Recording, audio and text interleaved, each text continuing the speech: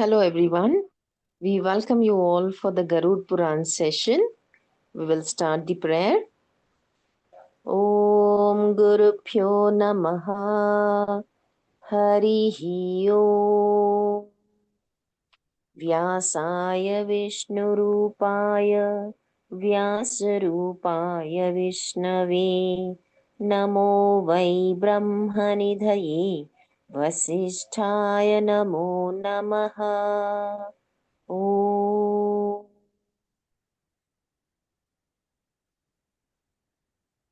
So, hello everyone. We are on chapter 231. तो देखते हैं नरसिंह स्तोत्र तथा उनकी महिमा।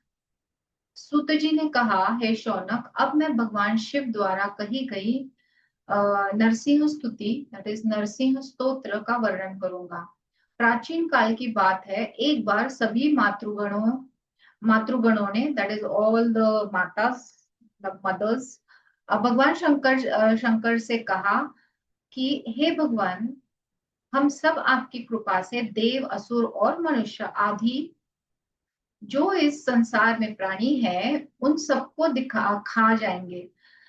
हम सभी को आप इसके लिए आज्ञा प्रदान करें। तो शंकर जी कहते हैं, हे मातृकाओं, आप सबके द्वारा संसार की समस्त प्रजा की रक्षा होनी चाहिए, इसलिए इस महाभयंकर पाप से आप लोग अपने अपने मन को शीघ्र वापस कर ले।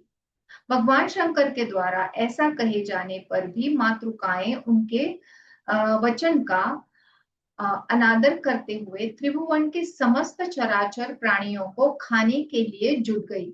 मातृकाओं के द्वारा त्रैलोक्य का भक्षण करते देखकर भगवान शिव ने नरसिंह रूप उन श्री विष्णुदेव का इस रूप में ध्यान किया, जो आदि अनंत रहित एवं समस्त चराचर जगत के कारण है। विद्युत के समान लपलपाती हुई जिनकी जीवा है, जिनके बड़े बड़े महाभयंकर दांत हैं, जिनकी ग्रीवा दैदीप्यमान केसर से सुशोभित है, जो रक्त जटित अंगद एवं मुकुट से सुशोभित है, जिनका शिरोभाग सोने के समान दिखाई देने वाला जटाओं से युक्त है, जिनके कटी प्रदेश में सोने की करधनी है, जो नील कमल के समान श्याम वर्णक है, जो रत्न खचित पायल धारण किए हुए हैं, जिनके तेज से संपूर्ण ब्रह्मांड व्याप्त है, जिनका शरीर आवर्ताकार रोम समूह से युक्त है, और जो देव श्रेष्ठतम पुष्पों से गुंथी गई एक विशाल माला को धारण किए हुए हैं। इस तरह भगवान रुद्र ने भक्ति पूर्वक जिस रूप में नारायण का ध्यान किया था, उसी रूप में ध्यान करने मात्र से नरसिंह देव श्री विष्णु ने उन्हें अपना दर्शन दिया। यह रूप देवताओं के द्वारा भी दुर्निरीक्ष है, मतलब दुर्मिल है, मतलब it is very hard to be found out. Okay, it is like invisible to your naked eyes. तो वैसा ये रूप जो है वो नारायण जी का है, नरसिंह रूप। तो शिव ने देवेश नरसिंह को प्रणाम करके उन्हें तुष्ट किया और वे इस प्रकार उनकी स्तुति करने लगे। शंकर जी ने कहा,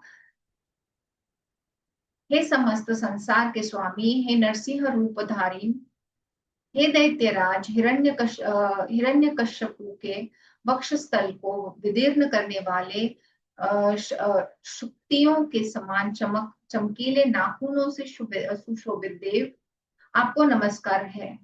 हे नखमंडल की कांति से मिश्रित सुवर्ण के समान दैदीप्यमान शरीर वाले, हे जगत वंद्य, हे शोभा संपन्न भगवान पद्मनाभ, प्रलयकालीन मेघ के सदृश गर्जना करने वाले, करोड़ों सूर्य के समान प्रभा संपन्न देव, आपको नमन है। दुष्ट पापियों को हजारों यमराज के समान भयभीत करने वाले, हजारों इंद्र की शक्ति अपने में सन्निहित रखने वाले, हजारों कुबेर के सदृश धन संपन्न, हजारों चरण से युक्त हे देव, आपको नमस्कार है।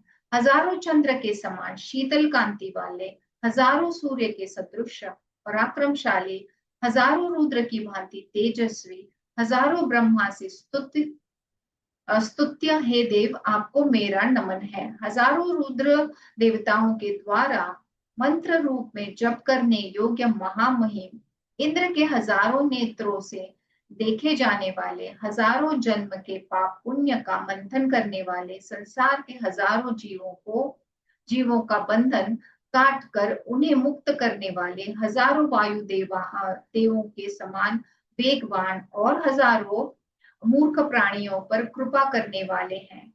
दया निधान, आपको मेरा नमस्कार है।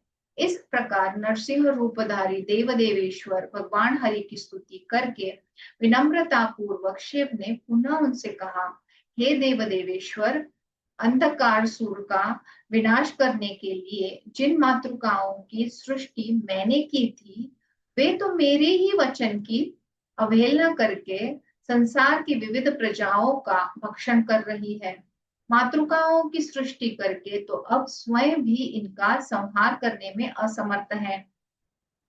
पहले इनकी सृष्टि की, अब कैसे इनका विनाश करूं, यह मुझे अच्छा नहीं लग रहा है।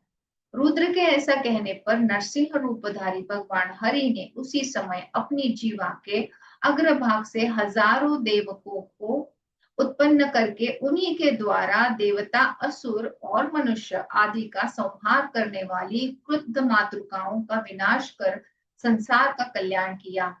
तदंतर वे हरि अंतर्धान हो गए। जो मनुष्य नियम पूर्वक इस नरसिंह स्तोत्र का जितेंद्रिय होकर पाठ करता है, निश्चित ही भगवान हरि उसके समस्त मनोरथ को वैसे ही पूर्ण करते हैं जैसे उन्होंने शिव के मनोरथ को पूर्ण किया। मध्यांतकालीन प्रचंड सूर्य के समान तेजस्वी नेत्रों वाले श्वेत वर्ण के कमल में स्थित प्रज्वलित अग्नि से सदृश भयंकर अनादि मध्य और अंत से रहित पुराण पुरुष परात्पर जगतधार भगवान नरसिंह का ध्यान करना चाहिए। जो मनुष्य इस स्तोत्र का निरंतर जप करता है, उसके दुख समूह को श्री नरसिंह उसी प्रकार नष्ट कर देते हैं जिस प्रकार अंशुमाली सूर्य कुहेरे की राशि को अपने सामने से हटा देते हैं। जब साधक कल्याणकारी मातृवर्ग से युक्त नरसिंह देव की मूर्ति का निर्माण करके उनकी पूजा करते हैं, तब वह सदैव उन परात्पर देव के समीप में ही रहता है। त्रिपुरारी शिव ने भी तो उन्हीं देव देवेश्वर नरसिंह मूर्ति भगवान श्री हरि की पूजा की थी। उन्हीं देवताओं को प्रसन्न करके श्री शिव जी ने वर प्राप्त किया और मातृकाओं से संहार की रक्षा की। अब आते हैं कुलामृत स्तोत्र। काफी सारे स्तोत्रों के बारे में दिया है, छोटे छोटे चैप्टर्स हैं। सूत जी ने कहा है, शौनक, अब मैं उस कुलामृत नामक स्तोत्र का वर्णन करूंगा जिसका वर्णन देवर्षि नारद के पूछने पर शिव ने किया था। उसे आप सुने। नारद जी ने कहा, हे त्रिपुरांतक भगवान, जो दुर्मित पूर्ण मनुष्य संसार में काम क्रोध और शुभाशुभ बंधनों से तथा शब्दादि विषयों से बंध कर सदा से पीड़ित हो रहे हैं, उनकी जन्म मृत्यु रूपी संसार सागर से जिस उपाय द्वारा क्षण मात्र में विमुक्ति हो जाए, उसको हम आपसे सुनना चाहते हैं। इस पर भगवान शंकर बोले, हे ऋषि श्रेष्ठ, भव बंधन को नष्ट करने वाले और दुख का विनाश करने वाले परम गोपनीय रहस्य को मैं कहता हूँ, सुनो। तीन के से लेकर ब्रह्मा तक 4 प्रकार की चराचर सृष्टि इस जगत में जिन प्रभु के माया से अज्ञान के वशीभूत होके सदैव सोती रहती है, उन विष्णु की कृपा से यदि कोई जग जाता है तो वही संसार से पार होता है। यह संसार देवताओं के लिए भी अत्यंत दुस्तर है। भोग और ऐश्वर्य के मद में उन्मत्त तथा तत्व ज्ञान से पराणमुख स्त्री पुत्र और कौटुंबियों के व्यामोह में भ्रमित होकर सभी प्राणी नाना प्रकार के दुख झेलते हैं। इस व्यामोह में फंसे हुए सभी जीवों की वैसी ही गति होती है जैसी गति समुद्र में स्नान करने के लिए आए हुए वृद्ध जंगली हाथियों की होती है। जो मनुष्य हरि कीर्तन करने के समय अपने मुख को बंद रखता है, अर्थात हरि कीर्तन से परांगमुख रहता है, वह कोश में स्थित कीड़े के समान होता है। उसकी मुक्ति तो करोड़ों जन्म लेने पर भी संभव नहीं है। अतः हे नारद, प्रसन्न चित्त होकर सदैव देव देवेश अव्यय भगवान विष्णु की प्रसन्नता पूर्वक समयक आराधना करनी चाहिए। जो विश्वरूप अनादि अनंत अजन्मा तथा हृदय में स्थित अविचल सर्वज्ञ भगवान विष्णु का सदा ध्यान करता है, वह मुक्त हो जाता है। शरीर रहित विधाता सर्व ज्ञान संपन्न मन के रमण के अनन्य आश्रय अचल सर्वत्र व्याप्त भगवान विष्णु का सदा ध्यान करने वाला मुक्त हो जाता है। निर्विकल्प दैट इज निर्विशेष, निराभास, निष्प्रपंच तथा निशोध वासुदेव परम गुरु भगवान विष्णु का ध्यान करने से मनुष्य मुक्ति को प्राप्त कर लेता है।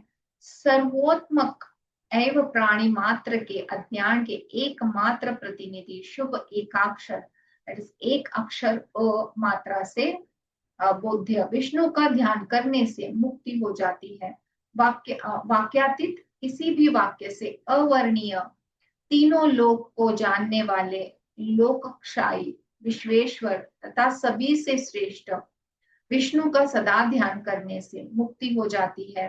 ब्रह्मा आदि देव गंधर्व मुनि सिद्ध चारण एवं योगियों के द्वारा सदा सेवित श्री विष्णु का ध्यान करने से मुक्ति प्राप्त होती है।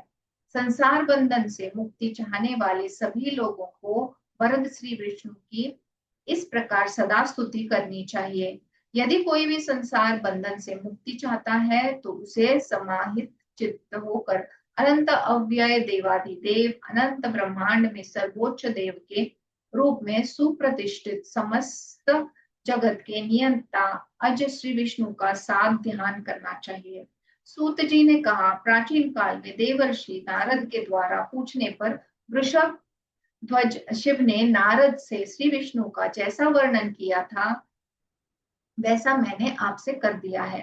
हे तात, निरंतर उन अक्षय निष्कल सनातन अव्यय ब्रह्म स्वरूप विष्णु का ध्यान करते हुए आप निश्चिंत ही अनेक उनके शाश्वत पद को प्राप्त करेंगे। हजारों अश्वमेध और सैकड़ों वाजपेय यज्ञों का अनुष्ठान करने से मनुष्य को जो फल प्राप्त होता है वो एकाग्र चित्त होकर विष्णु का क्षण मात्र ध्यान करने से प्राप्त होने वाला फल के 16वें भाग की ही समानता करने में समर्थ नहीं है।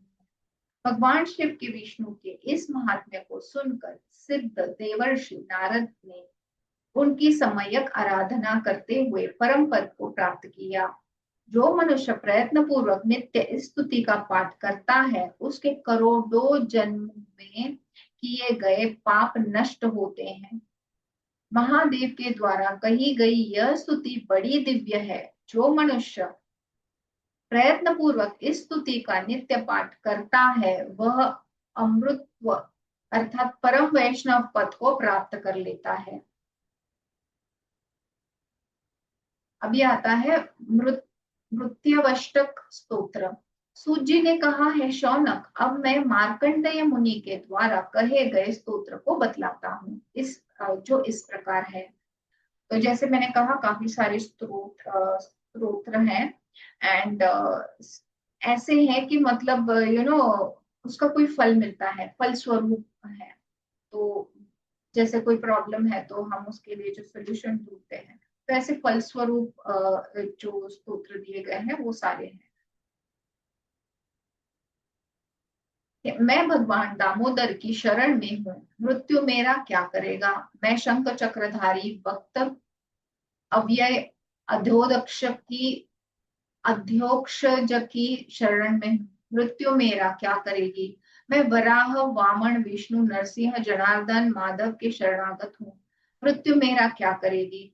मैं पुराण पुरुष पुष्कर क्षेत्र के दैट इज मूल तत्व बीज दूत दैट इज मूल पुरुष महापुण्य जगतपति लोकनाथ की शरण में हूँ, मृत्यु मेरा क्या करेगी। मैं सहस्त्र सिर वाले व्यक्त अव्यक्त सनातन महायोगेश्वर की शरण में हूँ, मृत्यु मेरा क्या करेगी।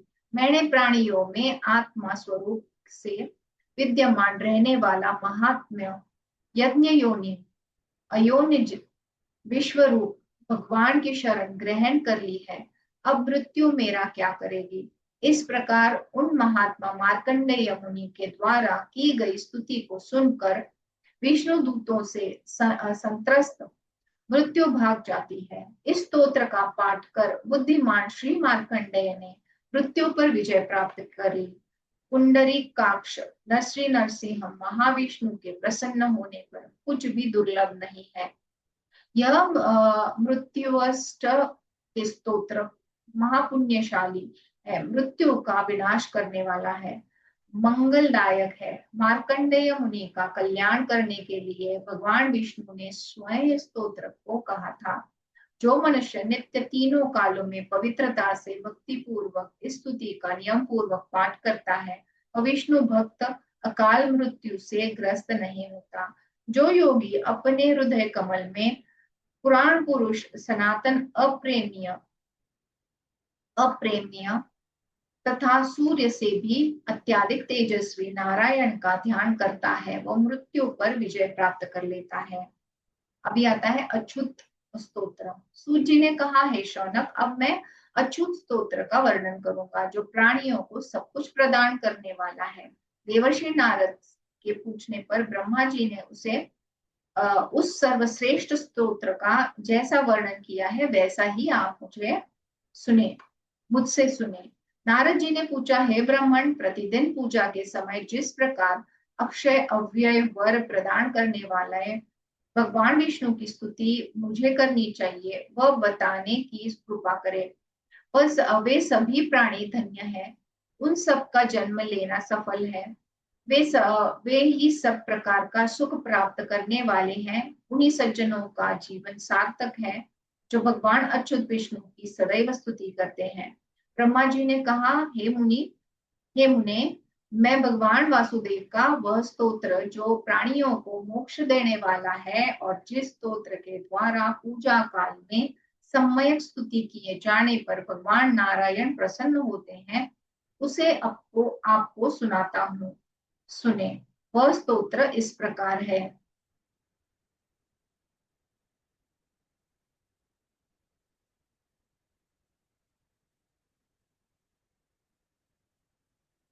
वो स्तोत्र इस प्रकार है। मैं उन भगवान वासुदेव को नमस्कार करता हूँ जो सभी पापों को हरण करने वाले हैं। मैं विशुद्ध देह वाले ज्ञान स्वरूप सभी देवताओं के स्वामी श्री वत्सधारी ढाल और तलवार धारण करने वाले, कमल की माला धारण करने वाले, जगत में प्रतिष्ठित पीतांबर से अलंकृत नरसिंह रूप और वैकुंठ मूर्ति श्री विष्णु को बारंबार नमन करता हूँ।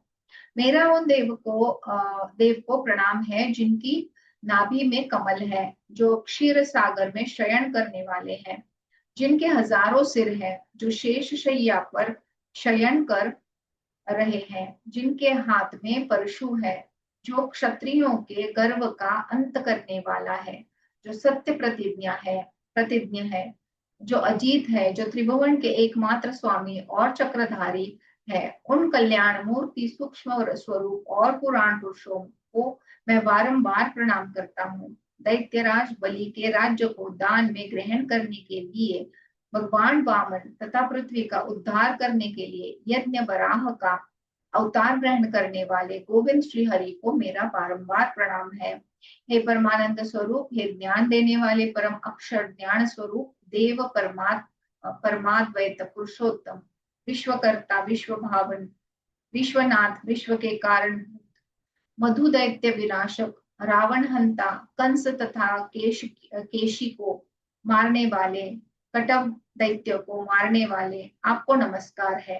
हे पद्मलोचन, हे गरुध्वज, कालनेमी के हंता, गरुडासन,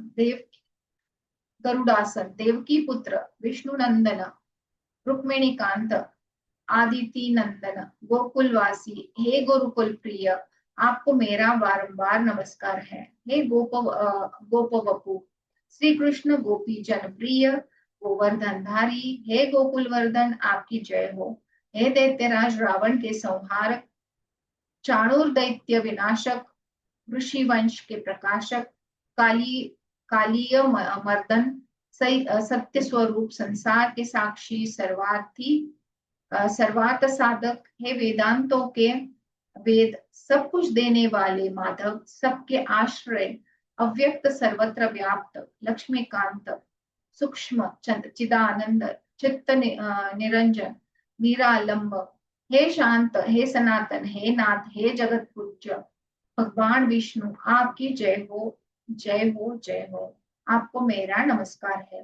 हे हरे, आप ही गुरु हैं, आप ही शिष्य हैं, आप ही दीक्षा में प्रयुक्त होने वाले मंत्र तथा मंडल है, आप ही न्यास मुद्रा और दीक्षा है, आप ही पूजा में प्रयुक्त होने वाले पुष्पादि साधन है, आप ही आधार शक्ति, अनंत कूर्म पृथ्वी, पद्म धर्म, ज्ञान वेदी और पूजा मंडल की शक्ति को स्वरूप है, शक्तियों के स्वरूप है। हे प्रभु, आप ही छल का भेदन करने वाले हैं, आप ही खर दूषण का संहार करने वाले हैं, करने वाले राम हैं। आप ही ब्रह्मर्षि देव विष्णु, सत्य पराक्रम, नरसिंह, परानंद, धरा को धारण करने वाले महावराह हैं। हे प्रभु, आप ही सुपर्ण शंख चक्र गदा है। हे देव, आप ही लक्ष्मी, पुष्टि, शाश्वती, माला, श्रीवत्स्य, कौस्तुभ, शांगड़ी तथा तुनीर तर्कस रूप है। हे प्रभु, ढाल और खड़ग से युक्त आप इंद्रियादि दिक्पाल देवता है, आप ही विधाता और आप ही ब्रह्मा है। आप ही यम, अग्नि, कुबेर, ईशान, इंद्र, वरुण, राक्षसों के स्वामी, साध्य, वायु, चंद्र, सूर्य, वसु, रुद्रांग, रुद्रगण, अश्विनी कुमार तथा मरुदन है। आप ही दैत्य, दानव, नाग, यक्ष, राक्षस, पक्षी, गंधर्व, अप्सरा, सिद्ध, पितृजन तथा देवगण है। आप ही पृथ्वी आदि पंच महाभूत शब्दादि विषय स्वरूप और अव्यक्त इंद्रिया है। आप ही मन, बुद्धि एवं अहंकार तत्व है। आप ही क्षेत्रज्ञ तथा हृदयेश्वर है। आपकी जय हो। आपको मेरा प्रणाम है, आपको मैं प्रणाम करता हूँ। हे हरे, आप ही यज्ञ, वट, षटकार, ओंकार, प्रणव, समीदा और कुश है।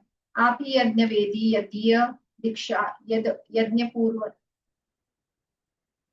यज्ञीय यज्ञीय दीक्षा, यज्ञ पुयु, अग्नि, यजमान पत्नी, पुरोडाश, यज्ञशाला,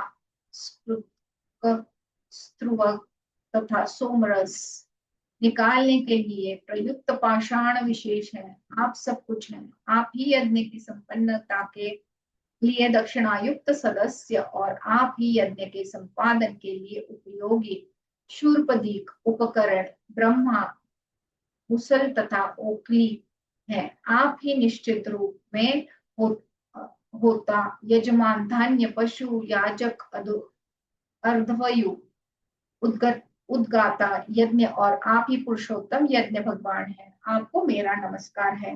हे देव, आप ही दिशा, पाताल, पृथ्वी, आकाश, स्वर्ग एवं नक्षत्रों के जन्मदाता है। आप ही देव, तिर्यक तथा मनुष्य आदि हैं। यह चराचर जगत भी आप ही है। यह अखिल ब्रह्मांड और जगत आपका ही स्वरूप है। इन सबको सृष्टि के लिए आपने स्वतः प्रकट किया है। हे अपर ब्रह्म, यह आपका स्वरूप उन देवताओं के ही ज्ञान से परे है। इस संसार में कौन सा प्राणी है जो निष्कलुष, योगगम्य, इंद्रियातीत, अक्षय, पुराण पुरुष, नित्य, अव्यक्त, अजन्मा, अव्यय, प्रलय और उत्पत्ति से रहित, सर्वव्यापक ईश्वर, सर्वज्ञ, निर्गुण, शुद्ध, परमानंद, अजर, बोध रूप, अटल, शांत, पूर्ण, अद्वैत तथा अक्षर ब्रह्मा आपको जान सकता है। हे देव, अवतारों में आपके जिस स्वरूप का दर्शन होता है, उसके परम भाव को बिना जाने हुए ये देवता लोग आपका भजन करते हैं। वे भी आपके मूल स्वरूप के दर्शन से वंचित रह जाते हैं। हे पुरुषोत्तम, इस प्रकार आपका मन से भी अगम्य जो अगोचर सूक्ष्म स्वरूप है, उसकी आराधना करने में मैं क्या समर्थ हो सकता हूँ। हे नाथ, यहाँ पर इस पूजा मंडल में यथा विधि पुष्प धूप आदि द्वारा संकर्षण आदि नाम भेदों से आपकी ही मैंने पूजा की है। ये सभी विभूतियां आपकी ही है। मैंने आपकी इस पूजा में जो कुछ किया है और जो कुछ नहीं किया है वह सब आप क्षमा करें। हे विभो, यथोक्त रूप से मैं आपकी समयक पूजा नहीं कर सकता। मैंने जप होम आदि किया है, भक्ति पूर्वक उसे उस कार्य का निष्पादन करना मेरे लिए असाध्य है, इसलिए मैं आपसे क्षमा प्रार्थना करता हूँ। हे प्रभु, दिन रात और संध्या में तथा सभी अवस्थाओं में मेरी चेष्टा निष्ठा आपकी सेवा के अनुरूप रहे। हे हरे, आपके चरण युगल में मेरी एक अनिष्ट अचल भक्ति हो। हे नाथ, मेरी जैसी प्रीति अपने शरीर से है, वैसी धर्मादि कार्यों में नहीं। इसलिए हे जगन्नाथ, आप ऐसी कृपा करें कि आप में मेरी अत्यंत की प्रीति हो जाए। सभी फल देने वाले भगवान विष्णु की जिसने दृढ़ भक्ति कर ली, उसने स्वर्ग और मोक्ष आदि के साधन किन कर्मों को नहीं किया है। हे अच्युत, आपके पूजन और स्तुति करने में कौन समर्थ है। आज मैंने यथा सामर्थ्य आपकी जो पूजा और स्तुति की है, उसकी अपूर्णता के लिए मुझे क्षमा प्रदान करें। मेरा आपको प्रणाम है। हे मुने, मैं मैंने भली प्रकार से आपको यह चक्रधर अच्युत स्तोत्र सुना दिया है। यदि आप परम वैष्णव पद की इच्छा करते हैं तो परात पर विष्णु की भक्ति पूर्वक यह स्तुति करें।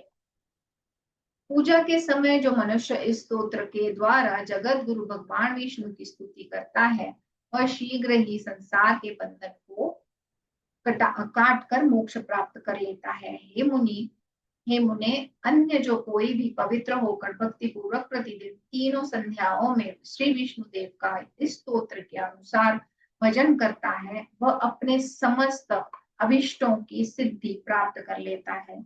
इस स्तोत्र का पाठ करने से पुत्र चाहने वाला व्यक्ति पुत्र प्राप्त करता है। सांसारिक बंधन से मुक्त होने की इच्छा रखने वाला उससे मुक्त हो जाता है। इस स्तोत्र के पाठ से रोगी रोग से छुटकारा प्राप्त कर लेता है।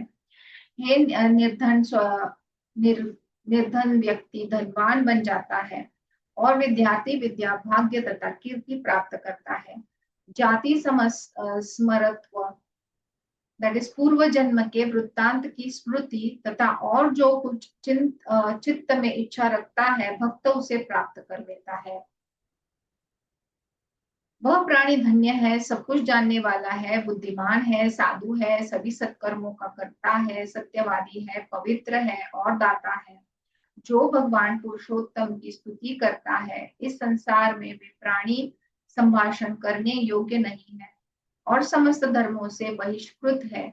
जिनका कोई भी सत्कार्य भगवान हरि के उद्देश्य से संपन्न नहीं होता, वह व्यक्ति दुरात्मा है, उनका मन और वचन शुद्ध नहीं है। जिसकी सब कुछ प्रदान करने वाले भगवान विष्णु में अचल भक्ति नहीं है, मनुष्य सब सुख प्रदान करने वाले भगवान हरि की विधिवत पूजा कर जो कुछ भी कामना करता है उससे प्राप्त कर लेता है। श्रद्धा पूर्वक आराधना करने पर पुरुषोत्तम भगवान सब कुछ प्रदान करते हैं।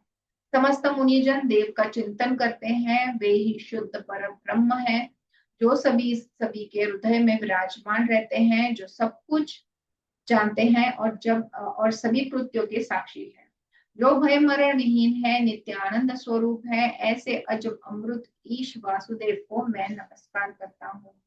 मैं समस्त संसार के स्वामी सुप्रसन्न शाश्वत अति विमल विशुद्ध निर्गुण आत्मस्वरूप और समस्त सुखों के मूल भगवान नारायण के भाव पुष्प से पूजा करता हूँ। मेरे हृदय कमल में सर्व साक्षी सच्चिदानंद स्वरूप भगवान विष्णु सदा विराजमान रहे। इस प्रकार मैंने आदि अंत से रहित परात पर ब्रह्म स्वरूप भगवान श्री विष्णु के महाप्रभाव का वर्णन किया।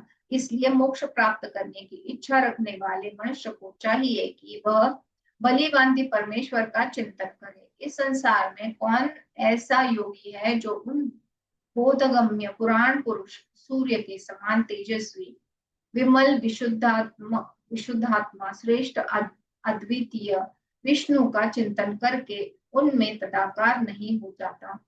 जो मनुष्य स्तुति का सदैव पाठ करता है वह श्री विष्णु के समान ही प्रशांत प्रशांत चित्त तथा पाप से रहित हो जाता है। जो व्यक्ति अर्थ, धर्म, काम और मोक्ष रूप पुरुषार्थ की कामना करता है अथवा संपूर्ण सौख्य चाहता है, वह सब कुछ छोड़कर सर्वश्रेष्ठ पुराण पुरुष वर्ण करने योग्य विष्णु की शरण में जाता है।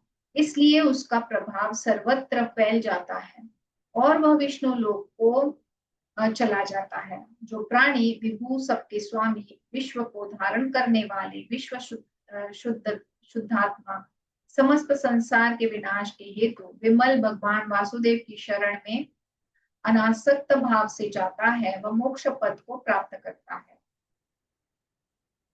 तो अगर मोक्ष को प्राप्त करना है तो आपने ये पढ़ना जरूरी है। अभी ब्रह्म ज्ञान निरूपण तथा षडंग योग। सूत जी ने कहा है, शौनक, अब मैं वेदांत और सांख्य सिद्धांत के अनुसार ब्रह्म ज्ञान का वर्णन करता हूँ। मैं ही ज्योतिर्मय पर ब्रह्म स्वरूप विष्णु हूँ, ऐसा चिंतन करते हुए सूर्य, हृदयाकाश और वरहीन में एक ही ज्योति तीन रूप में स्थित है, ऐसा निश्चय करना चाहिए। जैसे गायों के शरीर में घृत रहने पर भी घृत गाय को बल प्रदान नहीं करता, परंतु उसी घृत को निकाल कर विधि युक्त अनुसार गाय को निमित्त प्रयोग करने पर वह घृत महाबलप्रद हो जाता है, वैसे ही विष्णु सभी जीवों के शरीर में विद्यमान रहने पर भी बिना आराधना के कल्याणकारी नहीं हो सकते। जो योग रूप वृक्ष पर चढ़ने के इच्छुक हैं उनके लिए कर्म ज्ञान आवश्यक है, किंतु जो योग रूपी वृक्ष पर आरूढ़ हो चुके हैं उनके लिए त्याग, दैट इज वैराग्य एवं ज्ञान ही महत्वपूर्ण हो जाता है। जो शब्द आदि विषयों के जानने की इच्छा करता है उसमें राग, द्वेष आदि प्रादुर्भूत हो जाते हैं। इसी कारण मनुष्य लोभ, मोह तथा क्रोध के वशीभूत होकर पापाचार करता है। जिसके हाथ उपथ्य, उदर और वाक्य ये चार सुसंयत रहते हैं वही बुद्धिमानों के द्वारा विप्र कहा गया है। जो दूसरे के द्रव्य को ग्रहण नहीं करते, हिंसा नहीं करते, जुए में अनुरक्त नहीं रहते, वास्तव में उन्हीं के दोनों हाथ सुसंयत रहते हैं। जो दूसरे की स्त्री के प्रति काम का भाव नहीं रखता उसी की उपस्थेंद्रिय सुसंयत है। जो लोभ रहित होकर परमित भोजन करते हैं उन्हीं के उदर को संयत कहा जाता है। जो हित परिमित और सत्य वाक्य बोलता है उसी की वाणी संयत कही जाती है। जिसके हाथ आदि संयत रहते हैं उसके लिए तपस्या ही यज्ञादि का कोई प्रयोजन नहीं है, अर्थात तपस्या ही यज्ञ आदि तभी सफल होते हैं जब हाथ उपस्थ्य, उदर एवं वाक्य संयत हो। मन, बुद्धि और इंद्रियों का अत्यांतिक ऐक्य अर्थात सदा ध्येय तत्व में लगा रहना ध्यान कहलाता है। वह ध्यान दो प्रकार का होता है, सबीज तथा निर्बीज। चिंतन की मूल आधार शक्ति बुद्धि भोगों के मध्य रहती है। इसे यदि जीव विषयों में लगाए रहता है तो यही जागृत अवस्था होती है। जब जीव की इंद्रियां शांत हो, केवल मन चंचल हो और इसी कारण बाहरी एवं भीतरी विषयों को केवल स्वप्न में जीव देखता रहे, तो यही स्वप्नावस्था जब मैं हृदय में स्थित हो तथा तमोगुण से मोहित होने के कारण कुछ भी स्मरण न कर सके, तब सुषुप्ति अवस्था समझनी चाहिए। जो जितेंद्रिय होता है उसको जागृत अवस्था में तंद्रा, मोह और भ्रम नहीं उत्पन्न होता। वह शब्दार्थी विषयों में आसक्त नहीं होता।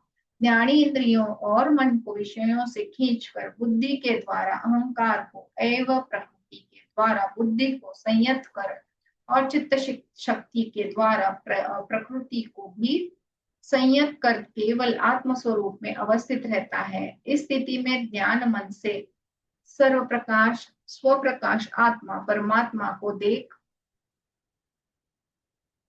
सकता है। आत्मा स्वप्रकाश है, ज्ञेय है, ज्ञाता है और ज्ञानाधिकरण है। चिद्रूप अमृत शुद्ध निष्क्रिय सर्वव्यापी शिवप्रद आत्मा को जानकर मनुष्य तुरीय अवस्था में आ जाता है, इसमें संशय नहीं।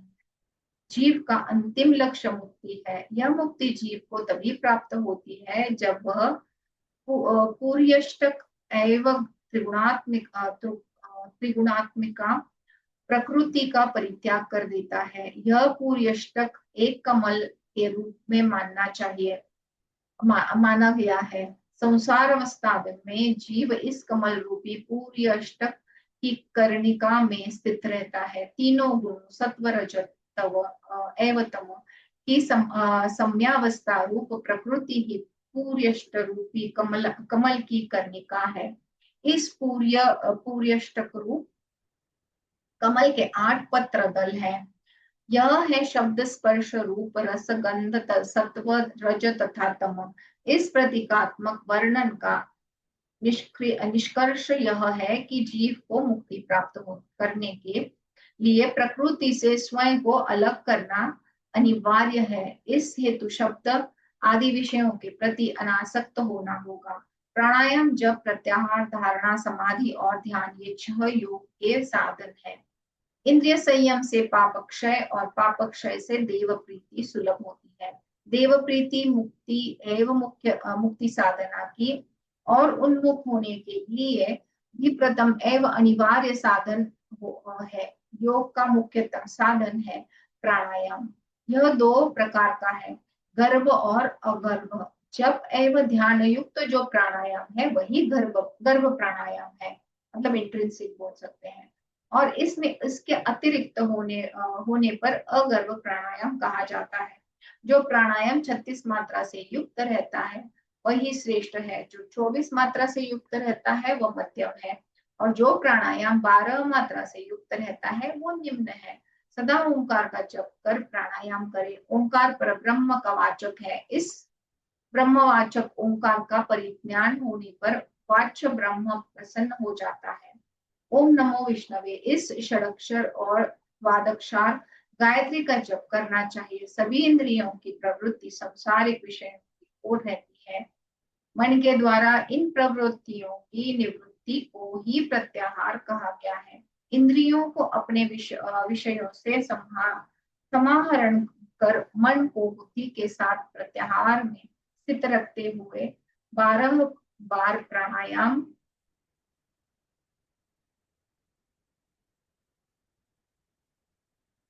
करने में जितना समय लगता है उतने समय तक ब्रह्मा में मन को निविष्ट करना ही द्वादश धारणात्मक ध्यान है, ऐसा ब्रह्मा कहते हैं। नित्य रूप से ब्रह्मा का वृत्ति में जो संतुष्टि का अनुभव होती है उसको समाधि कहा जाता है। ध्यान करते करते यदि मन चंचल नहीं होता है, सदा ध्ययन में ही प्रवृत्त रहती है, अर्थात अभिष्ट प्राप्ति तक ध्यान से निवृत्त नहीं होती, तो इसका नाम धारणा है। मन यदि ध्येय तत्व में भी आसक्त रहता है, अर्थात ध्येय तत्व का ही चिंतन सदा होता रहता है, अन्य किसी भी पदार्थ का भान नहीं होता, तो इसको ध्यान कहा जाता है।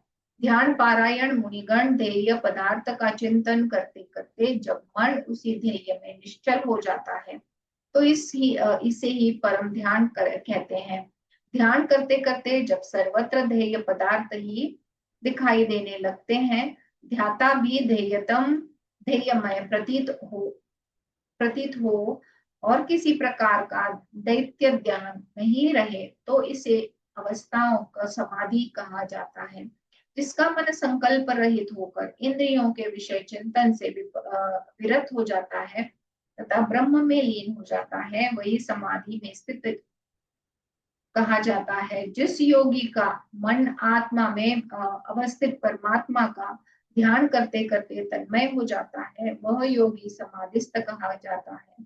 चित्त की अस्थिरता, भ्रांति, दौम्यनस्य और प्रमाद, ये सभी योगियों के दोष कहे गए हैं। ये योग में विघ्न कारक है। मन के स्थिर होने के लिए प्रथम ध्येय के स्थूल स्वरूप का चिंतन करें। स्थूल रूप मतलब फिजिकल रूप। इसके बाद मन के निश्चल होने पर तेज स्वरूप परमात्मा के अनुरक्त होकर स्थिर हो जाना चाहिए।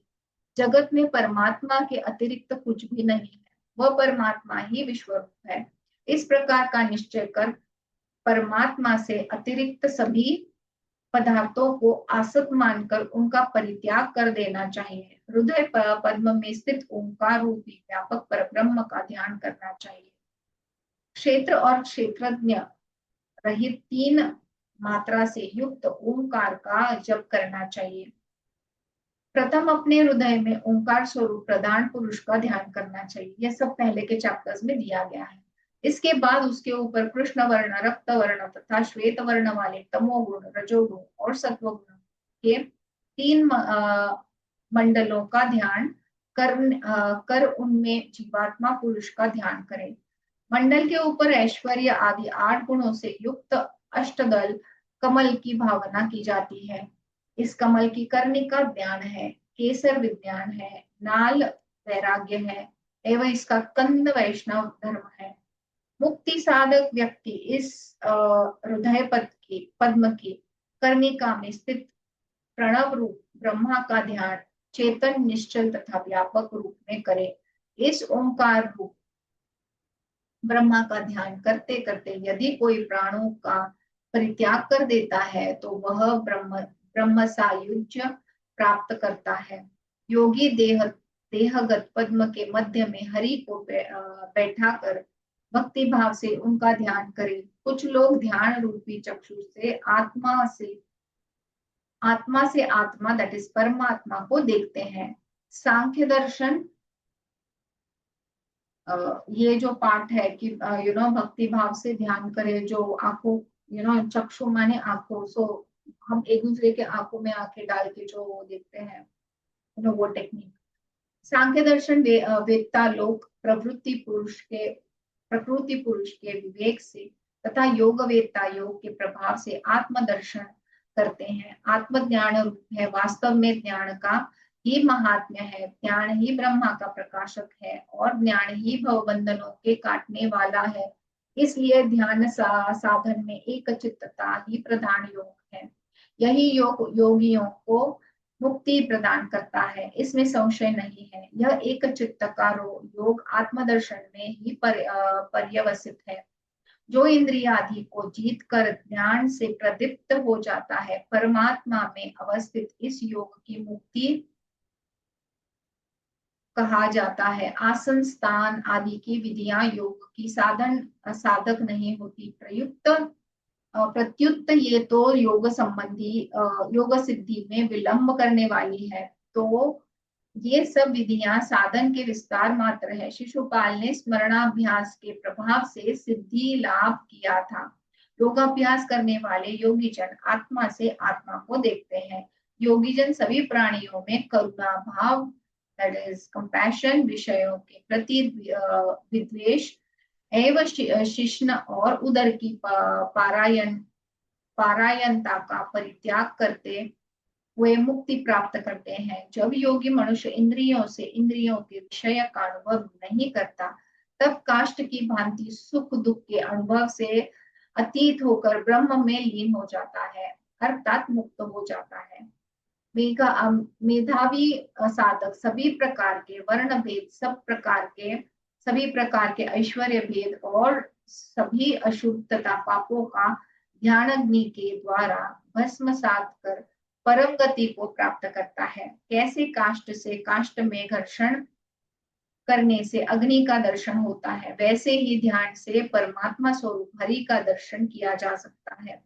जब ब्रह्मा और परमात्मा स्वरूप हरि का दर्शन किया जाता है, जब ब्रह्मा और आत्मा के एक तत्व का ज्ञान होता है, तभी योग का उत्कर्ष जानना चाहिए। किसी भी बाह्य उपाय से मुक्ति की प्राप्ति नहीं होती। शक्ति मुक्ति प्राप्ति आभ्यंतरिक यम नियम और उपायों के द्वारा ही होती है। सांख्य ज्ञान, योगाभ्यास और वेदांत दी के श्रवण से जो आत्मा का प्रत्यक्ष होता है उसे मुक्ति कहा जाता है। मुक्ति होने पर अनात्मा में अनात्मा का और असत पदार्थ में सत तत्व का दर्शन होता है। अभी आत्मज्ञान निरूपण। श्री भगवान ने बोले, हे नारद, अब मैं आत्मज्ञान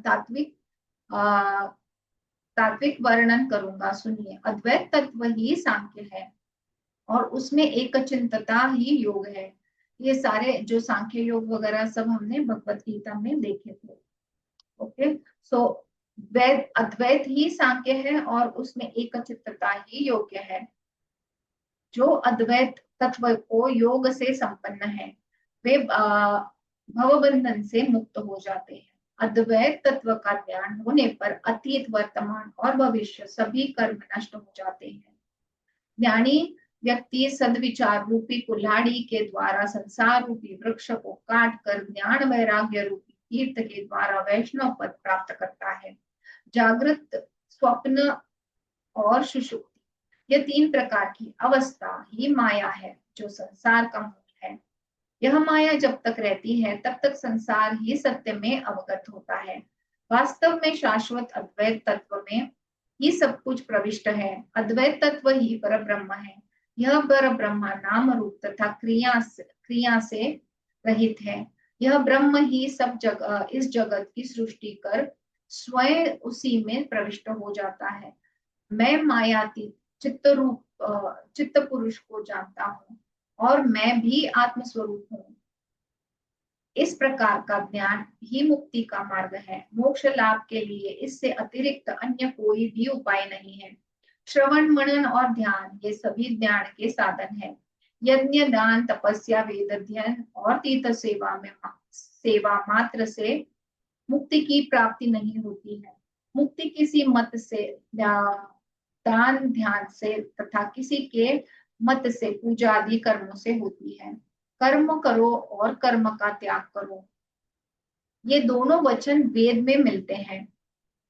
निष्काम भाव से यज्ञादि कर्म मुक्ति के लिए होता है, क्योंकि निष्काम भाव से अनुशिष्ट यज्ञादि अंतकरण की शुद्धि के साधन है। ज्ञान प्राप्त होने पर एक ही जन्म में मुक्ति प्राप्त हो जाती है। ज्ञान प्राप्त होने पर एक ही जन्म में मुक्ति प्राप्त हो जाती है। द्वैत भेद भाव रखने पर तो मुक्ति संभव ही नहीं है। कुयोगी भी मुक्ति प्राप्त नहीं कर सकते। इसी कारण योग भ्रष्ट होने पर योगियों के कुल में उत्पत्ति हो सकती है। ऐसी स्थिति में मुक्ति संभव है। कर्मों से भवबंधन और ज्ञान होने से जीव की संसार से मुक्ति हो जाती है। इसलिए आत्मज्ञान का आश्रय करना चाहिए। जो आत्मज्ञान से भिन्न ज्ञान है उनको भी अज्ञान कहा जाता है। जब हृदय में स्थित सभी कामनाएं समाप्त हो जाती है तब जीव जीवन काल में ही अमरत्व की प्राप्ति हो लेता है, इसमें संशय नहीं है। व्यापक होने से ब्रह्म कैसे जाता है, कौन जाता है और कहाँ जाता है, ऐसे प्रश्नों के लिए कोई अवसर नहीं रहे। अनंत होने के कारण उसका कोई देश नहीं है, अतः किसी भी रूप में उसकी गति ही नहीं हो सकती। पर ब्रह्म अद्वैत है, अतः उससे भिन्न कुछ भी नहीं है। वह ज्ञान स्वरूप है, अतः उसमें जड़ता कैसे हो सकती है। वस्तुतः ब्रह्म आकाश से समान है, इसलिए उसकी गति, अगति और स्थिति आदि का विचार कैसे हो सकता है। जागृत, स्वप्न, सुषुप्ति आदि अवस्था माया के द्वारा कल्पित है, अर्थात मिथ्या है। वस्तु मात्र का सार ब्रह्मा ही है। तेजो ब्रह्मा को एक अखंड परम पुरुष रूप में समझना चाहिए। जैसे अपनी आत्मा सबको प्रिय है वैसे ही ब्रह्म सबको प्रिय है, क्योंकि आत्मा ही ब्रह्म है। हे महामुने, सभी तत्वज्ञ ज्ञान को सर्वोच्च मानते हैं, इसलिए चित्त का आलंबन बोध स्वरूप आत्मा ही है। यह आत्मविज्ञान है। यह पूर्ण है, शाश्वत है। जागते सोते तथा सुषुप्ति अवस्था में प्राप्त होने वाला सुख पूर्ण पूर्ण सुख रूप ब्रह्मा का ही एक क्षुद्र अंश समझना चाहिए। जैसे एक मृण्मय वस्तु का ज्ञान होने पर समस्त मृण्मय पदार्थ जान लिया जाता है। सर्वत्र व्याप्त शाश्वत तत्व ज्ञान स्वरूप ब्रह्म यदि सदा सर्वत्र सभी के हृदय में विद्यमान नहीं है तो विस्मृत अर्थ का स्मरण नहीं होना चाहिए, पर होता है। ऐसी स्थिति में यह स्मरण किसको होता है? निश्चित ही चेतना तत्व को ही होता है, मतलब कॉन्शियसनेस को। इसे ही आत्मा, ब्रह्म, परमात्मा आदि के रूप में स्वीकार किया गया है। चेतन तत्व की सत्ता अणु, अशरीरी अथवा परम व्यापक तत्व किसी भी रूप में स्वीकार किया जाए, पर स्वीकार करने का ही करना ही है। अन्यथा प्राणी को सुख दुख का अनुभव नहीं हो सकता। चेतन तत्व प्राणी मात्र के हृदय में साक्षी स्वरूप सदा विद्यमान है, इसलिए यही उसका प्रत्येक चेष्टा को जानता रहता है। और इसी जानकारी का फल यह है कि प्राणी के शुभ अशुभ कर्म का फल यथा समय मिलता रहता है। यह ब्रह्म तत्व सत्य ज्ञान एवं आनंद रूप है तथा अनंत है। सत्य ज्ञान के पृथक नहीं होता, अनंतता से पृथक आनंद नहीं है। वास्तव में प्रत्येक जीव सत्य, आनंद एवं ज्ञान स्वरूप ब्रह्म ही है। स्वयं को ब्रह्म रूप में जानकर जीव अपने वास्तविक स्वरूप सर्वज्ञता को प्राप्त कर लेता है। जैसे एक हेममणि पारस से अनंत लोहार राशि हेममय हो जाती है, उसी प्रकार ईश दैट इज ब्रह्म का ज्ञान होने पर ज्ञानी के द्वारा सकल विश्व जान लिया जाता है। जैसे अंधकार दोष के कारण रस्सी अपने सत्व पुरुष स्वरूप में नहीं दिखाई देती, वैसे ही व्यामोह से ग्रस्त जीव को आत्मा का दर्शन नहीं होता। जिस प्रकार प्रत्यक्ष होने पर भी द्रव्य दृष्टि दोष के कारण सही नहीं दिखाई देती है, अपितु वह कुरूप प्रतीत होती है, उसी प्रकार आकाश की स्वरूपता के कारण वह आत्म तत्व असत्य एवं पृथक प्रतीत होता है। जैसे रज्जु में सर्प का और सीप में रजत का आभास होता है, वह मृग मरीचिका में जल का आभास होता है, उसी प्रकार विष्णु में जगत की प्रतीति होती है। जैसे कोई द्विज ग्रहाविष्ट होने के कारण मैं शूद्र हूँ ऐसे मानता है, और ग्रह बाधा नष्ट होने के पश्चात वही व्यक्ति पुनः ध्यान करता हुआ अपने को ब्राह्मण मानता है, वैसे ही माया से अच्छिन्न जीव यह मैं ही हूँ ऐसा स्वीकार करता है। माया रूपी अज्ञान के समाप्त हो जाने पर पुनः वह अपने स्वरूप में ही ब्रह्म हूँ ऐसा मान लेता है। जैसे ग्रह के नाश हो जाने पर उसको मानने वाला प्राणी उसी क्रूर ग्रह के रूप में देखता है, वैसे ही अपने स्वरूप का दर्शन होने पर माया के अभाव में उसकी माइक पदार्थ से विरक्ति हो जाती है। जैसे संसार चक्र अनादि है, वैसे ही उसके मूल भावना की माया भी अनादि है। इस माया के सत और असत दो रूप हैं। व्यवहार काल में वह सत और परमार्थक असत है। माया के कारण ही अज परमात्मा भी अपने माया को आवेश से जगत के रूप में परिणत होता है। माया की इच्छा से ही पति पत्नी आदि के रूप में यह संपूर्ण जगत कल्पित है। 28 तत्वों का यह त्रिगुणात्मक जगत और 84 लाख योनियों के नर और नारियों की आकृति माया के द्वारा ही रचित है। त्रिगुणात्मक 28 तत्वों के रूप में माया के द्वारा ही खंडशः विश्व की सृष्टि होती है। वस्तुतः नाम रूप और क्रिया आदि जगत की सत्ता मध्य में ही है, आदि और अंत में नहीं। इसलिए व्यवहार काल में सत्य प्रतीत होने पर भी परमार्थ यह मिथ्या है। जिस प्रकार स्वप्नावस्था में रथ आदि की सत्ता प्रतीत होती है किंतु वहां उनका अस्तित्व रहता नहीं है, उसी प्रकार जागृत अवस्था में भी वे समृद्धियां उस प्राणी के पास नहीं रहती। परमार्थ जैसे गृहस्थ अवस्था और स्वप्न अवस्था के पदार्थ का भाव प्रतीत होता है, वैसे ही माइक पदार्थ भी व्यवहार और परमार्थ के सत असत है। स्वप्न तथा जागृति स्थिति में ऐसा ही इस प्रकार का ब्रह्म का अस्तित्व है, किंतु सुषुप्त अवस्था में प्राणी का चित्त निश्चल होता है। सभी ज्ञानेन्द्रियों एवं कर्मेंद्रियों के साथ मन उसे आत्माओं के साथ एकाकीकार की स्थिति में रहता है। अतः उस समय सत सत का कुछ भी ज्ञान प्राणी को नहीं होता। इसी निश्चेष्टता को अचल और अद्वैत पद कहते हैं। ऐसा उसी ब्रह्मा का स्वरूप है। माया का अस्तित्व अविचार के कारण ही सिद्ध होता है, किंतु विचार करने पर अस्तिविहीन है।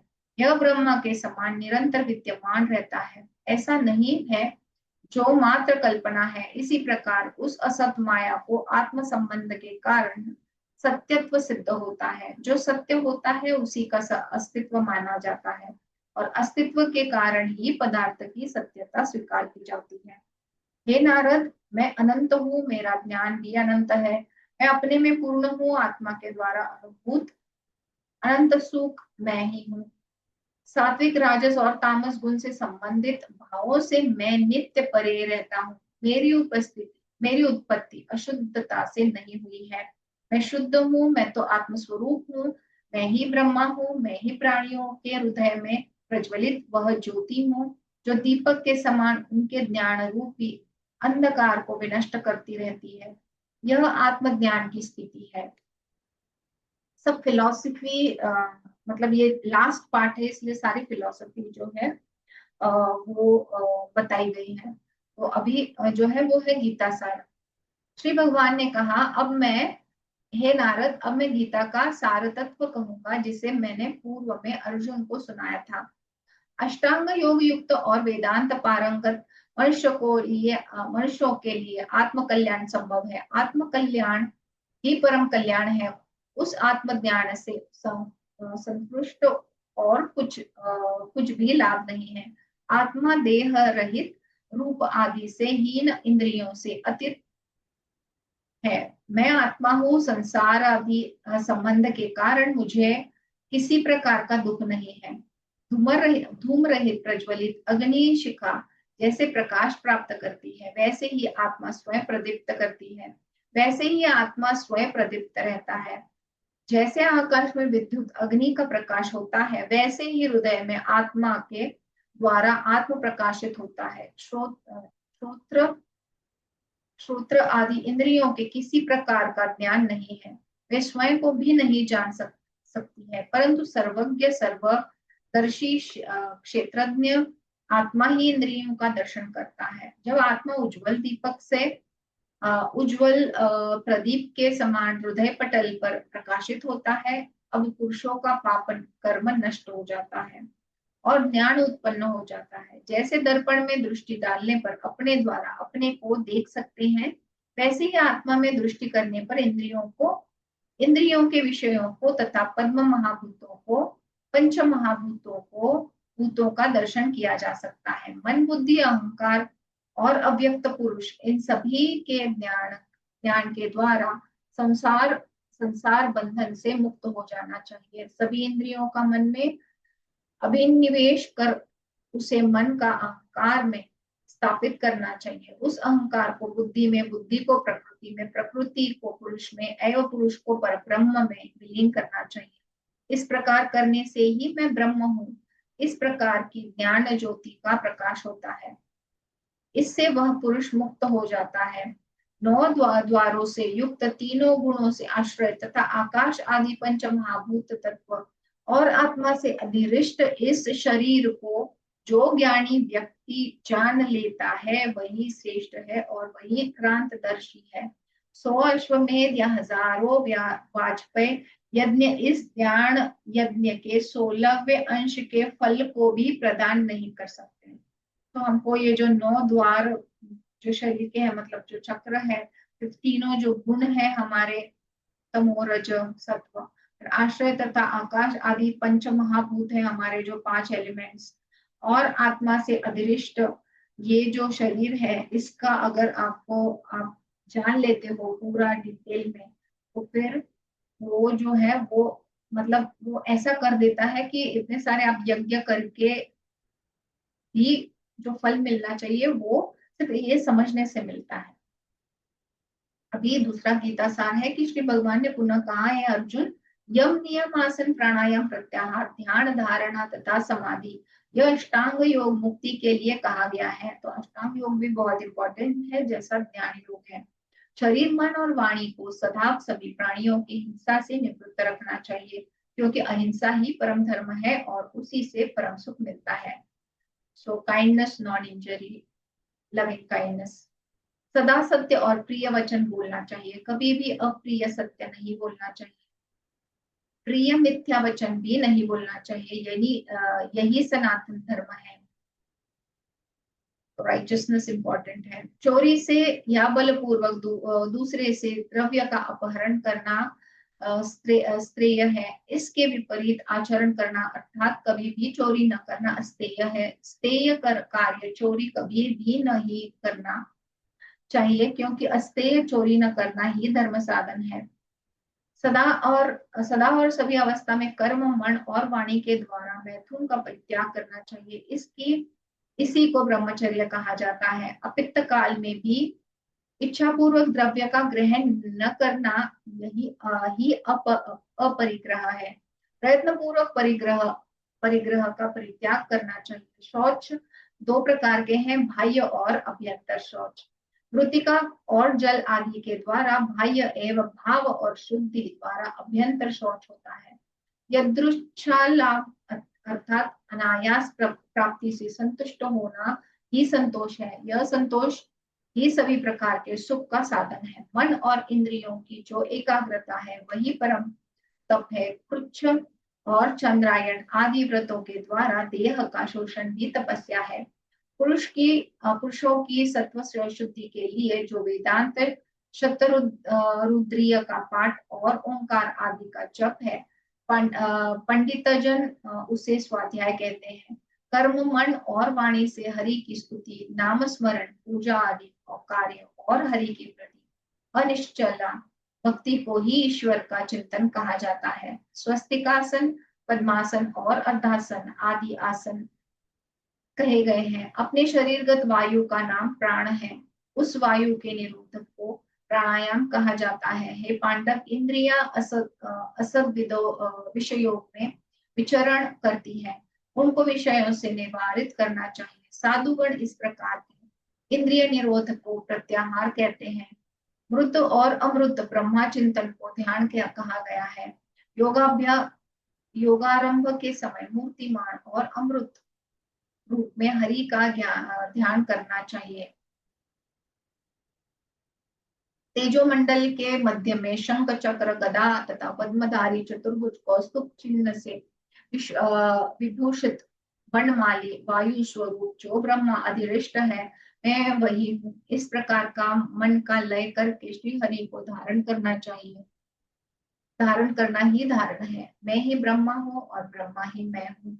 इस प्रकार देशावली मन रहित अहम और ब्रह्मा पदार्थ का तदात्म रूप ही समाधि है। तो अहम ब्रह्मास्मि या एम दैट आई एम, ये जो है वो बताया गया है। फिर आता है ब्रह्म गीता सार। ब्रह्मा जी ने कहा, हे नारद, अब मैं ब्रह्मा गीता सार का वर्णन करूंगा, जिसे जानकर संसार से मुक्ति हो जाती है। मैं ब्रह्म हूँ, इसी वाक्यार्थ का ज्ञान होने से मनुष्य को मोक्ष की प्राप्ति होती है। कितनी सारी चीजों से मुझे लग रहा है मोक्ष के बारे में, स्वर्गलोक के बारे में बताया गया है, पर हमने इसको पढ़ा नहीं, इसलिए हमको पता ही नहीं कि ये टेक्निक्स है जो हमको मोक्ष तक, स्वर्गलोक तक लेके जा सकते हैं। डर डर के मारे हमने इसको कभी पढ़ा ही नहीं। तो बहुत सीधे सिंपल से टेक्निक्स है जो हमको मोक्ष प्रदान करते हैं, पर हम नहीं कर रहे हैं। बहुत ही निंदनीय अवस्था है हमें। मैं ब्रह्म हूँ, इस वाक्यार्थ का ज्ञान होने से मनुष्य को मोक्ष की प्राप्ति होती है। मैं और ब्रह्मा, इन दो पदों के अर्थ का ज्ञान होने पर वाक्य का ज्ञान होता है। विद्वानों ने इस पदों के अर्थ को वाच्य तथा लक्ष्य रूप में दो प्रकार का स्वीकार किया है। वाच्यार्थ और लक्ष्यार्थ से मिला जुला वाक्यार्थ ही शुद्ध वाक्यार्थ है। वेदों के द्वारा अहम शब्द से एक प्राणी पिंडनात्मक प्राण पिंडात्मक और दूसरा प्रत्यग रूप आत्मा गृहित होता है। अव्ययानंद चैतन्य परोक्ष ज्ञान के सहित है और प्राण पिंडात्मक चैतन्य दूसरा पक्ष है। अहम पद की लक्षणा से आत्मा का अल्पत्ववादी दोष रहित शुद्ध आत्मा अर्थ होता है। जो प्राण पिंडात्मक अर्थ है वह उसका दूसरा भाग है। इसमें परोक्ष अर्थ लक्ष्यार्थ को देखने के पश्चात जैसे ही उस अर्थ की स्थिति आती है वैसे ही ब्रह्मा पद से प्राण पिंडात्मक अर्थ की प्राप्ति होती है। निष्ठा तथा परोक्षता आदि अर्थ प्रतीति के जो गुण है उनका परित्याग करके ऐसा अर्थ किया जाता है। अद्वैतानंद चैतन्य इस अर्थ का प्राप्त जो लक्ष्यार्थ ब्रह्म पद से ही हो जाते हैं। अद्वैतानंद चैतन्य को लक्ष्यार्थ रूप में देखकर मैं ब्रह्मा हूँ, इन दोनों पदार्थों की सिद्धि ब्रह्म मैं हूँ और मैं ब्रह्म हूँ इन दोनों स्थितियों में होती है। मैं ब्रह्म हूँ इस वाक्य से स्वानुभूति का फलार्थ प्राणी को प्राप्त होता है। ऐक्य ज्ञान हो तो निश्चित ही वेदांत से होता है, उससे यह अर्थ परे है। ज्ञान से अज्ञान की जो निवृत्ति होती है उस निवृत्ति के बाद प्राणी के चित्त की लक्ष्य से जो ऐक्य की स्थिति उत्पन्न होती है वही मुक्ति है। अभी ब्रह्म गीता सार श्रीमद् भगवान ने कहा कि हे पांडव, यह सिद्ध है कि परमात्मा है, उसी परमात्मा से आकाश, आकाश से वायु, वायु से अग्नि, अग्नि से जल तथा जल से पृथ्वी की उत्पत्ति हुई है, जो इस जगत प्रपंच की जन्मदात्री है। तदंतर 17 तत्व उत्पन्न हुए। वाक, हाथ, पैर, पायु और उपथ्य ये 5 कर्म इंद्रियां हैं। कान, त्वचा, नेत्र, जीवा तथा नासिका ये 5 ज्ञानेन्द्रिय हैं। प्राण, अपान, समान, व्यान और उदान नामक 5 प्रकार के वायु है। मन और बुद्धि रूप अंतकरण है। मन संदेही होता है और बुद्धि निश्चयात्मिका होती है। इसका स्वरूप सूक्ष्म होता है। आत्मा के रूप में भगवान हिरण्यगर्भ अंतकरण में विद्यमान रहते हैं, वही जीवात्मा है। इस प्रकार प्रपंच से परे उस महाप्राण परमात्मा के द्वारा पंच महाभूतों से बने शरीर की उत्पत्ति होती है। उन्हीं पंचकृत पंच महाभूतों से ब्रह्मांड अर्थात इस जगत की सृष्टि हुई थी। पैर आदि से युक्त शरीर स्थूल शरीर है, यह तो संसार में प्रसिद्ध ही है। उसके बाद उनमें पंचभूत तत्व और उनके कार्यों की जो स्थिति है वह स्थूल शरीर से पूर्व का शरीर है, किंतु उसके शरीर से जो कुछ उत्पन्न होता है उसको स्थूल ही कहा जाता है। विद्वान इस प्रकार परमार्थ से स्थिर शरीर को 3 प्रकार मानते हैं। स्वत्व के भेद को बताने वाले भेद वाक्य के अनुसार उन दोनों पूर्व स्थूल और दैट इज अहम ब्रह्मास्मि, स्थूल शरीर में वह ब्रह्म ही प्रविष्ट रहता है। जल में सूर्य की छाया और बेर के समान उस समय उसकी आकृति होती है। जीव स्वरूप वह ब्रह्म उनमें प्राणादि इन शरीर की तत्वों को धारण करता है। जागृत, स्वप्न तथा सुषुप्ति की अवस्था में किए गए, I hope you all remember what is सुषुप्ति, हमने बहुत इलेबोरेटली इसके बारे में बात की है, थोड़ा पहले जाके आप थोड़ा सा देख लीजिए। सुषुप्ति की अवस्था में किए जाने वाले कार्यों का जो साक्षी है वही जीव माना गया है। जागृत, स्वप्न तथा सुषुप्ति की अवस्थाओं से परे वह ब्रह्म अपने निर्गुण स्वभाव में ही रहते हैं। उस क्रियाशील शरीर के साथ रहने एवं न रहने की स्थिति में वह भी नित्य शुद्ध स्वभाव वाला ही है, उनमें कोई विकृति नहीं आती। जागृत, स्वप्न और सुषुप्ति की जो 3 अवस्थाएं हैं, इन अवस्थाओं के कारण वह परमात्मा ही 3 प्रकार का मान लिया जाता है। वह अंतकरण में स्थित रहता है और जागृत, स्वप्न और सुषुप्ति की स्थिति में इंद्रियों की क्रियाशीलता को देखता हुआ वह विकार युक्त हो जाता है। हे अर्जुन, अब मैं फलयुक्त क्रिया और कारक की जागृत, स्वप्न तथा सुषुप्ति अवस्था का वर्णन करता हूँ। उसको सुने। इंद्रियों के द्वारा शब्द, स्पर्श, रूप, रस और गंध, इन तन्मात्रों का जब मनुष्यों को सत्य रूप में ज्ञान होता है तब उसको मनुष्य की अग्रस्त अवस्था कहते हैं। उसको विषयासक्त प्राणी के अंतकरण में जागते हुए संस्कारों का विश्वास भी कहा जाता है। स्वप्न एवं सुषुप्ति की स्थिति तब होती है जब विषयापेक्षित कार्य में लगाए जाने वाले साधन की चिंता में बुद्धि एकाग्र हो जाती है। कारण अवस्था में ब्रह्म की स्थिति है, अतः काल के वश में होने के कारण वह जीवात्मा बनकर स्वरूप शरीर स्थित रहती है। यम नियम आदि अष्टांग मार्ग को यथाक्रम पार करते हुए जागृत, स्वप्न और सुषुप्ति अवस्था में विद्यमान वह जीव साक्षी रूप में सब कुछ देखता है। अतः मनुष्य को समाधि आरंभ करने के पूर्व ही उस परम लक्ष्य की अवधारणा अपने चित्त में बना लेनी चाहिए। इसके बाद मुमुक्ष के अंतकरण में कैवल्य अर्थात उस परमात्मा के साक्षात्कारी अवस्था आ जाती है।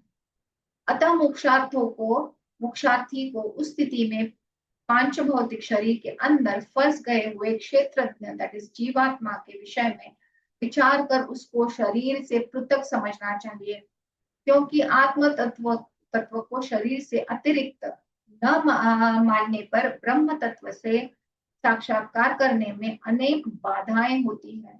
अतः उन बाधाओं का दूर करना अपेक्षित है। जो संसारिक विषय वासनाओं क्षेत्र से उत्पन्न है, उस स्थिति में तो समस्त क्षेत्र को ही शून्य कर देना आवश्यक होता है। यह पंचभौतिक शरीर घट आदि के समान है। जैसे घट के अंदर आकाश है, उस समय वह घटकाश कहा जाता है। किंतु उस ब्रह्म को दूर कर दिया जाए तो अपने उस समग्र रूप में वह दिखाई देता है। वैसी स्थिति जीवात्मा की है। अतः पंचभौतिक शरीर से उस मोक्ष की साधना में जीवात्मा को पृथक समझना चाहिए, जिसमें वह अबाध्य है। उस क्षेत्र को ही भली प्रकार से विशेष करना अनिवार्य है। जिस प्रकार घट मिट्टी से पृथक नहीं है, उसमें समवाय संबंध होता है। पृथक मीनिंग डिफरेंट, ब्रेक डाउन कर रही है ना। पृथक पृथक मतलब थोड़ा थोड़ा अलग अलग, सॉरी नॉट थोड़ा थोड़ा, अलग अलग। तो घट जो है वो मिट्टी के साथ पृथक नहीं है, मतलब वो डिफरेंट नहीं है, मिट्टी से ही वो बनाया गया है, राइट। वो कुंभ के उसी प्रकार कुंभकार के द्वारा प्रयुक्त चक्र, चीवर आदि के कार्यों से भी वह पृथक नहीं है। किंतु पंचीकृत इन भौतिक तत्वों की उत्पत्ति अपंचीकृत महाभूत परमात्मा से हुई है। अंतः का कारण अंत में वही परमात्मा ही सिद्ध होगा, जो निर्गुण निराकार अद्वय पंचीकृत निर्गुण निराकार अद्वैत पंचीकृत देहात्व से परे है।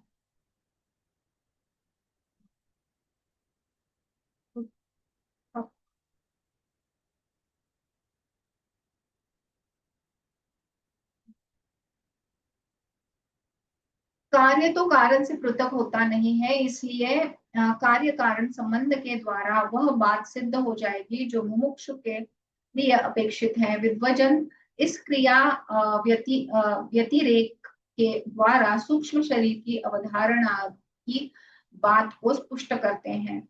अपचीकृत महाभूतों से सूक्ष्म शरीर पृथक नहीं है। जैसे आधार पृथ्वी के बिना नहीं होता है, वैसे ही वो पृथ्वी उसके आधार के बिना नहीं रहती है। यह आधार तो तेज अर्थात अग्नि है, जो वायु के बिना रहता है। वह वायु आकाश के बिना, आकाश उस सत माया चिन्ह ब्रह्मा के बिना, और वह माया रहित शुद्ध ब्रह्मा आकाश के बिना नहीं रहता है। ध्यान की ऐसी अवस्था में पहुंचने पर ही प्राणी के हृदय में वह शुद्ध भाव आता है। वो जागृत और स्वप्न आदि की स्थिति में उद्भत नहीं होता, जो प्राप्त हुए आत्मज्ञान के अनुरूप जीव तत्व के प्रभाव से मुक्त होता है। ब्रह्म को नित्य शुद्ध बुद्ध सत्य तथा अद्वैत कहा जाता है। वह तत्व दो शिष्ट पद को पदों के बीच स्थित है, उसको ब्रह्मवाचक शब्द ओंकार कहते हैं। उसमें उकार और अकार दो स्वर एव मकार एव अनु एक अनुनासिक व्यंजन वर्ण है।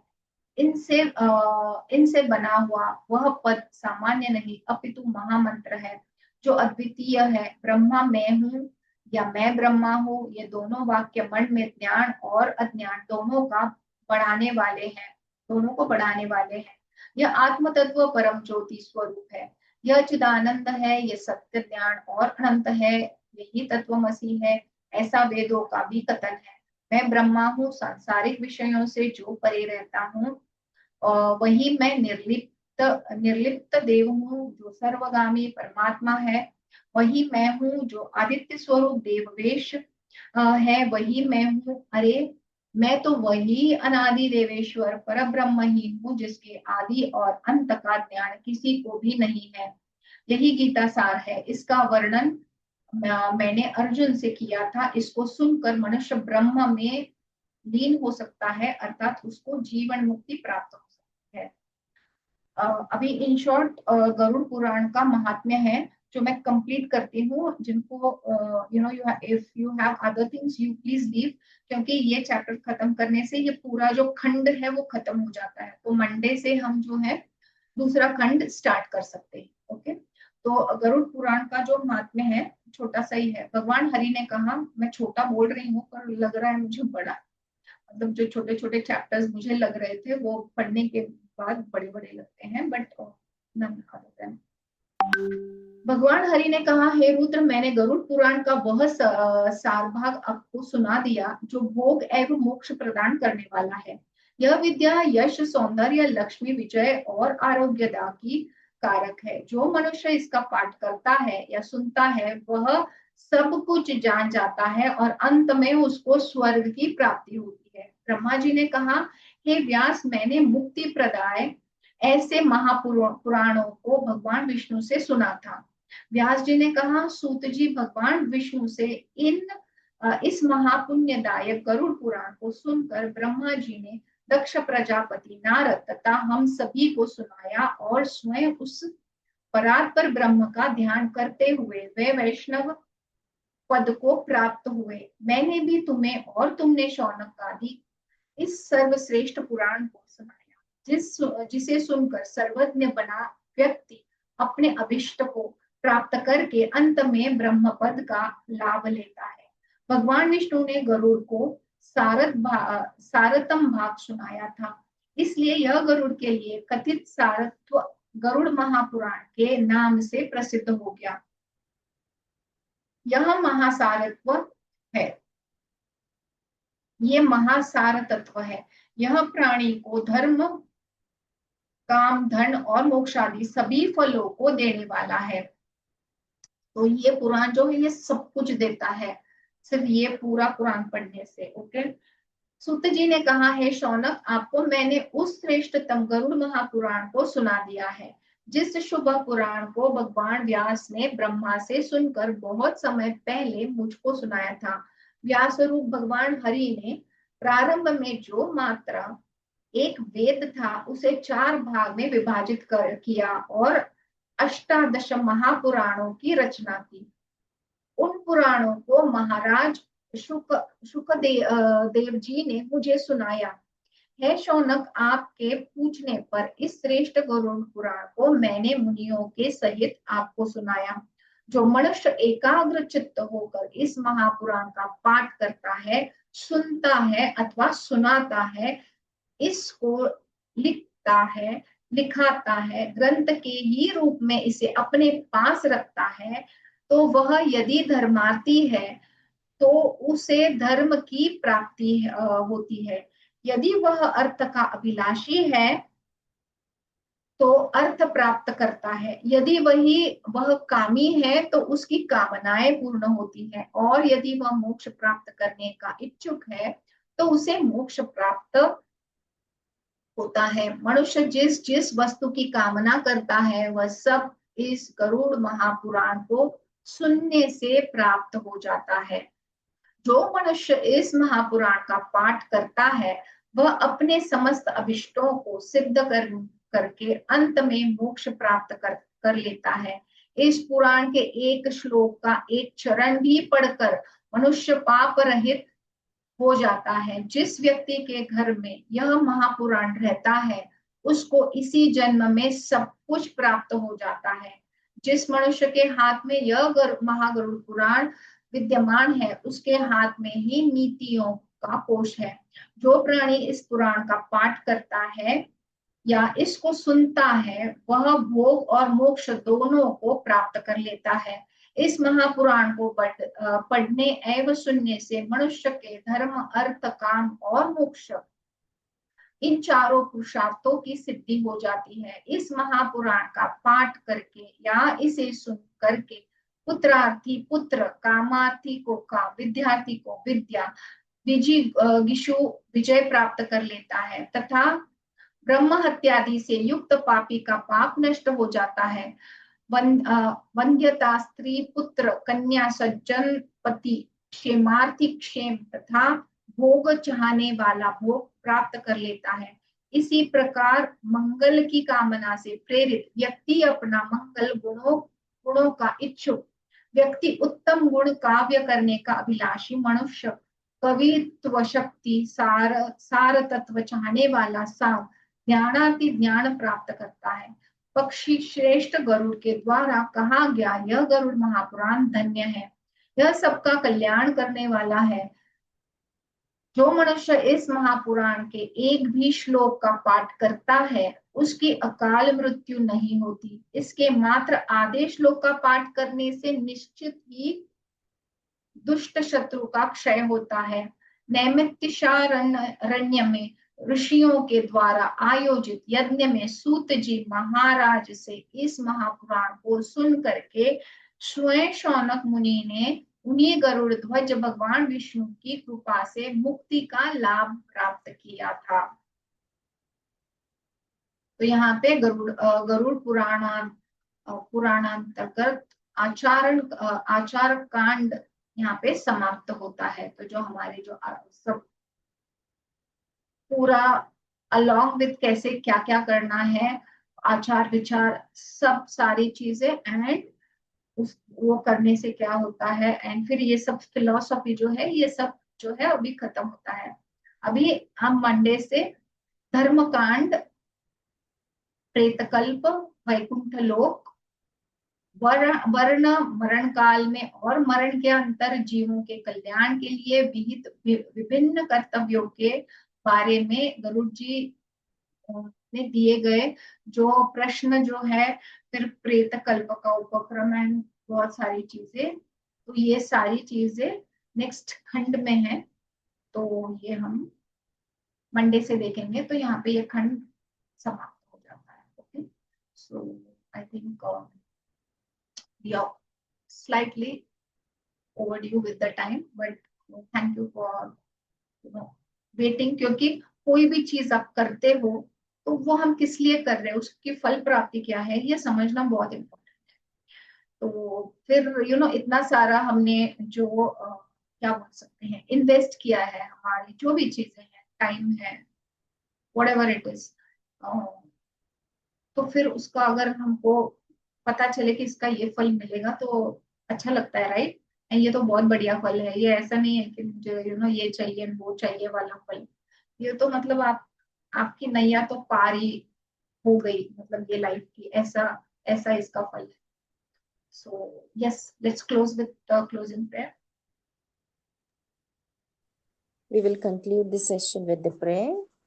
Om Sarve Bhavantu Sukhinah, Sarve Santu Niramayah, Sarve Bhadrani Pashyantu, Ma Kasyat Dukkha Bhag Bhavet, Loka Samasta Sukhino Bhavantu, Loka Samasta Sukhino Bhavantu, लोका समस्ता सुखिनो भवन्तु।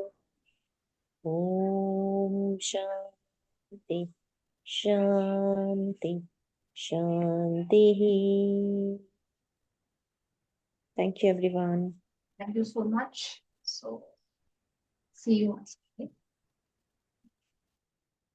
ये थोड़ा सा फिलोसॉफी है जो हम सबको पता है, बट ऐसे मतलब बहुत सारे लोग हैं जिनको ये सब पता नहीं है, तो इसीलिए सारी फिलोसॉफी जो है वो पूरा डिटेल में जो हमने पढ़ा है, ये जो आप बाद में सुनेंगे तो उनके लिए ये नई चीज होगी. बट लाइक हम ब्रह्मास्मि या I am that I am soul का ये है, तो ये हम सबको पता है, right. But yes, so thank you. See you on Monday.